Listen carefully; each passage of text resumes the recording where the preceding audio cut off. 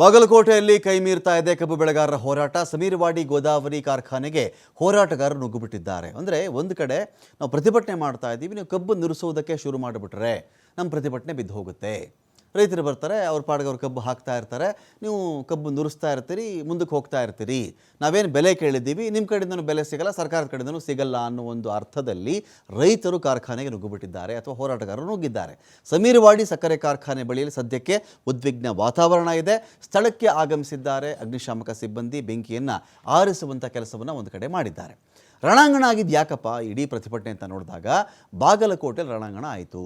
ಸರ್ಕಾರದ ತೀರ್ಮಾನದ ಪ್ರಕಾರ 3,300 ರೂಪಾಯಿ ಕೊಡಲಿಕ್ಕೆ ಕಾರ್ಖಾನೆಗಳು ಒಪ್ತಾ ಇಲ್ಲ. ಇದು ಒಂದು ವಾದ. ಕಾರ್ಖಾನೆಗಳು 3,300 ಕೊಡೋಕ್ಕೆ ಒಪ್ತಾ ಇಲ್ಲ ಅವರು ಅಂಥೇಳಿ. ಇನ್ನೊಂದು ವಾದ, ನಮಗೆ 3,500 ರೂಪಾಯಿ ಕೊಡಲೇಬೇಕು ಸರ್ಕಾರದ ಕಡೆಯಿಂದ ಅಂಥೇಳಿ ರೈತರು ಅಥವಾ ಪ್ರತಿಭಟನಾಕಾರರ ವಾದ. ರೈತರಿಂದ ಕಬ್ಬು ಕಟಾವು ಮಾಡಿಕೊಂಡು ಬಂದುಬಿಟ್ಟಿದ್ರು ಸಮೀರವಾಡಿ ಸಕ್ಕರೆ ಕಾರ್ಖಾನೆಯವರು. ಇಲ್ಲೇನಾಗುತ್ತೆ, ಅನೇಕ ಸಕ್ಕರೆ ಕಾರ್ಖಾನೆಗಳು ರೈತರೇ ಕಟಾವು ಮಾಡಿಕೊಂಡು ಬರಲಿ, ರೈತರೇ ಸಾಗಿಸ್ಕೊಂಡು ಬರಲಿ, ಹಾಗೆ ಮಾಡಲ್ಲ. ಸಕ್ಕರೆ ಕಾರ್ಖಾನೆ ಮಾಲೀಕರು ಏನು ಮಾಡ್ತಾರೆ, ಕಟಾವು ನಂದೆ, ಸಾಗಾಟವು ನಂದೆ, ನಾನು ಈ ಕಬ್ಬಿಗೆ ಒಂದು ಟನ್ನಿಗೆ ಎಷ್ಟು ಬೆಲೆ ಕೊಡ್ತೀನೋ ಅದರಲ್ಲಿ ಕಟಾವಿನ ಮತ್ತು ಸಾಗಾಣೆಯ ಖರ್ಚನ್ನು ಕಟ್ಟು ಮಾಡಿಕೊಂಡು ಮುರುಕೊಂಡು ನಿಮಗೆ ಉಳಿದಿದ್ದ ಹಣ ಕೊಡ್ತೀವಿ ಅಂತ ಸಕ್ಕರೆ ಕಾರ್ಖಾನೆಗಳು ಕೆಲವು ಕೆಲಸ ಮಾಡ್ತವೆ. ಕೆಲವು ಕಡೆ ರೈತರಲ್ಲೇ ಒಂದಷ್ಟು ಗುಂಪುಗಳಿರ್ತವೆ ಅಥವಾ ಯಾರೋ ಒಬ್ಬ ಮಧ್ಯವರ್ತಿ ಥರ ಇರ್ತಾನೆ. ಆ ವ್ಯಕ್ತಿ ಏನು ಮಾಡ್ತಾನೆ, ನೋಡಪ್ಪ ಸಕ್ಕರೆ ಕಾರ್ಖಾನೆ ನಿನಗೆ ಈ ಉಸಾಬರಿ ಬೇಡ, ಕಬ್ಬು ಕಟಾವು ನೀನು ಮಾಡಿಸ್ಬೇಡ, ಸಾಗಾಟವು ನೀನು ಮಾಡಿಸ್ಕೊಬರಬೇಡ, ನಾನೇ ತುಂಬಿಕೊಂಡು ಬಂದು ಇಡ್ತೀನಿ.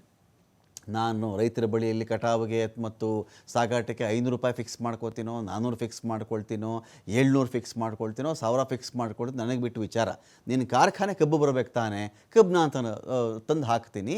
ರೈತ ಉಂಟು, ನೀನುಂಟು, ಕಬ್ಬಿನ ಬೆಲೆಗೆ ಸಂಬಂಧಪಟ್ಟಂತೆ ಕಟಾವುದು ಆ ನಂತರದಲ್ಲಿ ಸಾಗಾಟದ್ದು ರೈತರ ಬಳಿ ನಾನು ತೊಗೋತೀನಿ ಅಂಥೇಳಿ ಈ ಥರದ ಕೆಲವು ಗ್ಯಾಂಗ್ಗಳು ಕೂಡ ಆಪ್ರೇಟ್ ಮಾಡ್ತವೆ. ಇರಲಿ, ಈ ಸಮೀರವಾಡಿ ಸಕ್ಕರೆ ಕಾರ್ಖಾನೆಗೆ ಈ ಥರ ಕಬ್ಬು ಬಂದುಬಿಟ್ಟಿತ್ತು. ಕಾರ್ಖಾನೆ ಶುರುವಾಯಿತಂತೆ, ಕೆಲಸ ಶುರು ಮಾಡ್ತಾರಂತೆ ಅಂತ ಸುದ್ದಿ ಬಂತಲ್ಲ, ಪ್ರತಿಭಟನಾ ನಿರತ ರೈತರು ಏನು ಮಾಡಿದ್ರು, ಆಕ್ರೋಶಗೊಂಡಿದ್ದರು. ಆದರೆ ಬೆಂಕಿ ಹಚ್ಚಿದ್ದು ಕಾರ್ಖಾನೆಯವರೇ ಅಂಥೇಳಿ ರೈತರ ಒಂದು ವಾದ ಇದೆ. ರೈತರ ಹೆಸರು ಕೆಲ ಕಿಡಿಗೇಡಿಗಳು ಕೂಡ ಕೆಲಸವನ್ನು ಮಾಡಿರಬಹುದು. ಕಾರ್ಖಾನೆ ಆವರಣದಲ್ಲಿ ಇದ್ದದ್ದು ಒಟ್ಟು 300 ಟ್ರ್ಯಾಕ್ಟರ್ಗಳು. 3,300 ರೂಪಾಯಿ ಕೊಟ್ಟ ನಂತರನೇ ಕಬ್ಬು ನುರಿಸುವುದಕ್ಕೆ ನಾವು ಅವಕಾಶ ಮಾಡಿಕೊಡ್ತೀವಿ ಅಂಥೇಳಿ ಬೆಳೆಗಾರರು ಪಟ್ಟಿ ಹಿಡಿದಿದ್ದರು. ಇಲ್ಲೇನಾಗುತ್ತೆ, 11.25 FRP ದರ ಅಂತ ನಿಗದಿ ಮಾಡಿದ್ರಲ್ಲ, ಅದು 11.25% ಅಷ್ಟು ನಿಮಗೆ ಅದರ ರಿಕವರಿ ರೇಟ್ ಇರಬೇಕು ಕಬ್ಬಿಗೆ. ಆದರೆ ಬಹುತೇಕ ಕಡೆಗಳಲ್ಲಿ ಕರ್ನಾಟಕದಲ್ಲಿ ರಿಕವರಿ ರೇಟ್ 8ರಿಂದ 10% ಮಾತ್ರ ಇರೋದು, 12 ಕ್ರಾಸ್ ಆಗಲ್ಲ. ಅಪರೂಪದಲ್ಲಿ ಅಪರೂಪ ಕೆಲ ಕಾರ್ಖಾನೆಗಳಲ್ಲಿ 11.5, 12ಕ್ಕೆ ಹೋಗಬಹುದು ಅಂತ.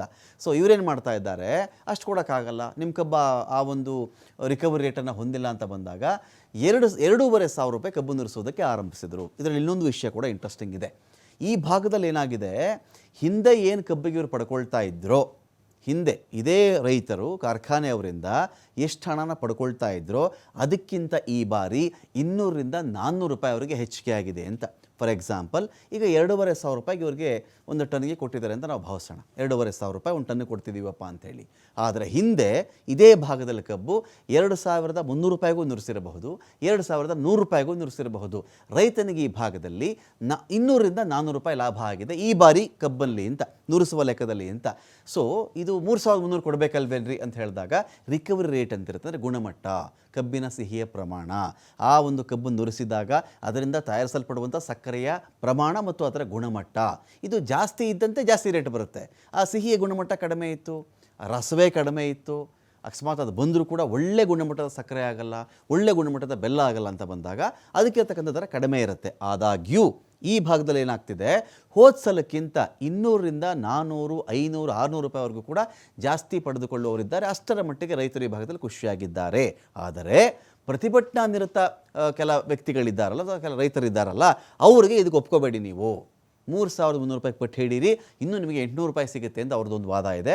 ಬೇಡ 3,300, 3,500 ರೂಪಾಯಿ ಕೊಡಲಿ ಅಂತೇಳಿ ಇನ್ನೂ ಕೆಲವರ ವಾದ ಒಂದು ಕಡೆ ಇದೆ.